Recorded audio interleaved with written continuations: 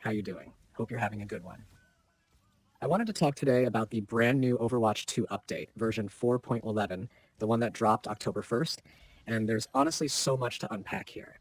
This patch might not look massive at first glance compared to some of the big seasonal reworks, but once you start going through all the tweaks, especially for Stadium Competitive, Freja, Tracer, and Brigitte, you realize it's one of those updates that's quietly going to shape how people play for the next few weeks. It's the type of patch where if you only skim the notes, you're probably going to miss why things feel different when you queue up. So let's just really go through it together, talk about what changed, what it means, and how it's going to affect your games, whether you're casually grinding or really pushing ranked. The first thing that really stands out to me is the stadium competitive adjustments. Blizzard basically looked at how players have been ranking up, how the distribution curve has been shaking out, and they made the call to make it easier to reach elite. That might sound like just a little matchmaking tweak, but honestly, that's a pretty big deal. Anyone who has been climbing knows that sometimes it feels like you're grinding forever, even if you're consistently winning. You hit that wall where you're just like, am I really progressing or am I just kind of treading water? So by softening that curve, they're essentially saying, okay, if you're performing at that higher level, you're going to get rewarded more quickly. You're going to see your rank reflect your skills sooner. Um, on top of that, they're also reducing the punishment when you lose. Before, you could have one bad game. Maybe you're matched with a teammate who's trolling, or maybe you're just off for a round and it felt like you were getting smacked way too hard on the loss side. Now, the system accounts for that a bit better, with every round win you manage still helping cushion the blow even if you don't take the overall match. That makes climbing feel more fair, and honestly, it encourages people to keep fighting even in tough matches, because those round wins still matter. Another layer to that is the adjustment to max and min values on wins and losses. That's just Blizzard fine-tuning the edges, making sure the extremes aren't too harsh. For the average player, it means fewer wild swings in your SR, more consistent progress, and less frustration. Um, Personally, I think this is the right move going into Season 19, which they said they'll continue monitoring. You never want the competitive scene to feel like a punishment machine. You want it to reflect your skill and reward improvement, and this patch is definitely leaning toward that philosophy. Now let's talk about Freja, because she's one of the clear winners of this patch. She got a string of buffs that on paper might look small, but together they make her kit a lot smoother and more forgiving. One of the standout changes is to her seismic shot, with the explosion radius going up. That might sound like just a little tweak to hitbox size, but in practice, it's huge, because it means you don't have to be pixel perfect to land impact damage. You get more value even when your aim is a little off, and in a chaotic fight, that's massive. It turns her into more of a consistent threat rather than this hero where sometimes you pop off and sometimes you feel useless. Then there's Forager, her sustainability, which now gives more healing per shot. That's really important because it keeps her alive longer in extended trades. Before, she sometimes felt like she could output a lot, but didn't have the tools to keep herself going unless everything went perfectly. Now she has more staying power, which is a scary prospect for the other team. And if that wasn't enough, she also got buffs to deep pockets, meaning more ammo restored, which translates to more uptime and fewer moments where you're caught in reload animations. It's just quality of life across the board. And when you add it all together, Freya feels less swingy, less feast or famine. Players who invest time in learning her will see more consistent returns, and that usually means we're going to see her play rate climb, especially in Stadium. Speaking of heroes who got attention, Tracer is in a more complicated spot.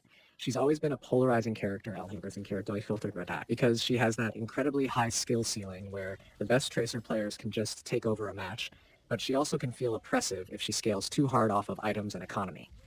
Blizzard tackled that head on by increasing the reduction she gets from item scaling. Her Stadium passive, Chronal Crux, now gains 35% less from health, armor, and shields when purchased through items or cash, up from the previous 25% reduction. So what that means in plain English is she's less tanky when she's fully geared. You're not going to see late game tracers running around like mini bosses who can shrug off hits. She's going to have to play more carefully, rely more on her mobility and her core mechanics rather than just scaling into safety through items.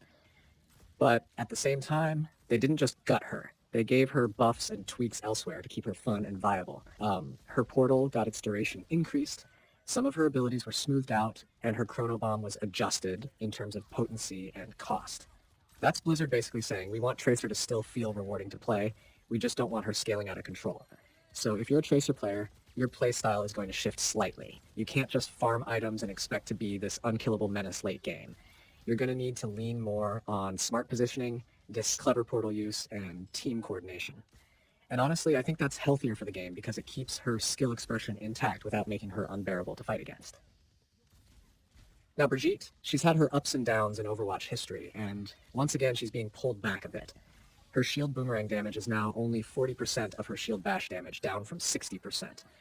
That doesn't sound like much, but in practice, it's a clear nerf to the boomerang damage build, which had been performing way too well.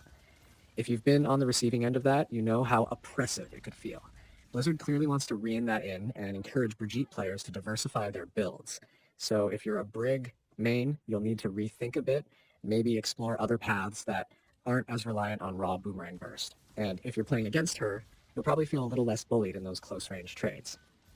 On top of the hero changes, there were some item adjustments too, like the Codebreaker cost bumping up from 9,000 to 10,000. That's a subtle economy shift, but it matters.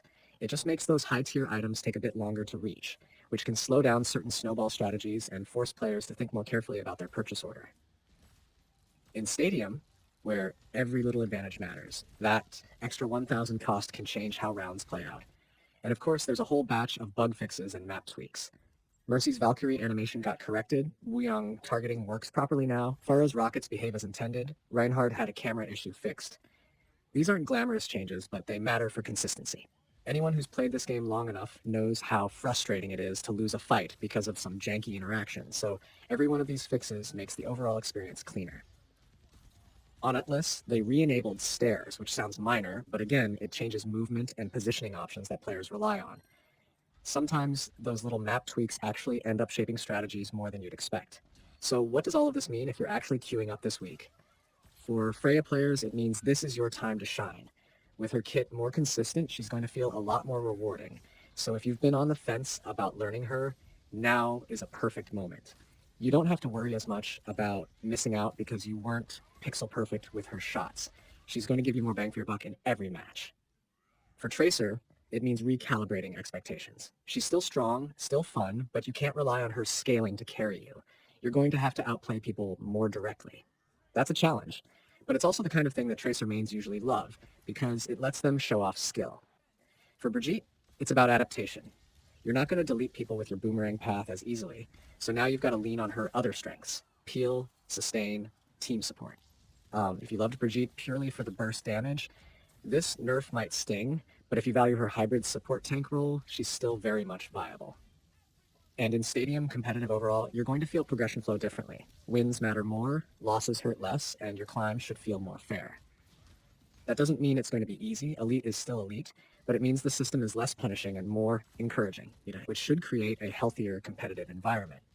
All of this, to me, feels like Blizzard continuing to refine rather than reinvent. They're looking at what's working, what's not, and adjusting the dials. And it's not some flashy rework patch where a hero gets completely rebuilt from the ground up, but it's exactly the kind of maintenance update that keeps the meta evolving without making people feel like they're starting over. Freja gets brought up to a healthier level, Tracer gets balanced to stay strong but not overwhelming, Brigitte gets trimmed down, and Stadium gets tuned to be more rewarding. It's a set of changes that feels like it's respecting the time players put in, while also acknowledging that some edges needed sanding down. And honestly, I think patches like this are underrated. Big reworks get all the attention, but it's these thoughtful balance passes that keep the game healthy long term. They make sure no single hero or strategy dominates, they give players reasons to try out different builds, and they keep competitive from turning into a slog. The next few weeks will be really interesting to watch, especially in terms of what comps rise in Stadium. I wouldn't be surprised if we start seeing more Freja picks in higher tier play, and I also think some people are going to be caught off guard when their Tracer doesn't feel quite as unkillable with a full inventory.